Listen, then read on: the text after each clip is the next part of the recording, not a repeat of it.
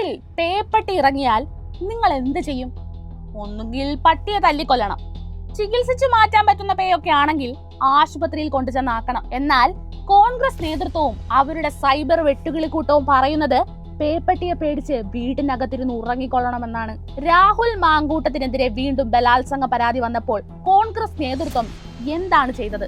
ഒന്നുകിൽ പരാതി പൂഴ്ത്തിവെക്കും, ഇനി നാട്ടാർ അറിഞ്ഞു കഴിഞ്ഞാൽ ഇരയായ പെൺകുട്ടികളെ സൈബർ ആക്രമണത്തിലൂടെ തളർത്തിക്കളയും. മാനുഷികമല്ലാത്ത, ഉളുപ്പ് തൊട്ടു തീണ്ടിയിട്ടില്ലാത്ത, മനുഷ്യനും മൃഗത്തിനുമിടയിൽ എക്സിസ്റ്റ് ചെയ്യുന്ന ഒരു ജീവിഗണത്തിൽപ്പെട്ട മാങ്കൂട്ടത്തിനെ അങ്ങനെ കോൺഗ്രസ് നേതൃത്വം ഒളിപ്പിച്ച് സംരക്ഷിക്കുകയാണ്.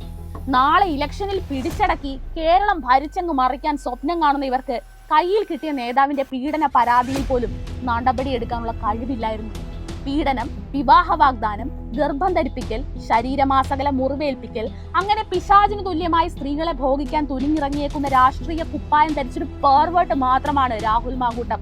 അയാൾക്കെതിരെ വന്ന പരാതികൾ പൂഴ്ത്തിവെച്ച കോൺഗ്രസ് നേതൃത്വം എന്ത് മാതൃകയാണ് മുന്നോട്ട് വെക്കുന്നതെന്ന് ഉത്തരം പറയുക തന്നെ വേണം. ഇവനൊക്കെ വേണ്ടി ജയിലിൽ പോകാൻ വരെ റെഡിയായിട്ട് നിൽക്കുന്ന നിർഗുണന്മാർ വേറെ. ഇവനെയൊക്കെ പേടിച്ച് പരാതിയുമായി മുന്നോട്ട് വരാൻ പോലും പേടിയാണെന്നാണ് പെൺകുട്ടി പറയുന്നത്. എന്ത് സുരക്ഷയാണ് കോൺഗ്രസ് നേതൃത്വം സ്ത്രീകൾക്ക് നൽകാൻ ഉദ്ദേശിക്കുന്നതെന്ന് പറഞ്ഞാൽ നന്നാവും.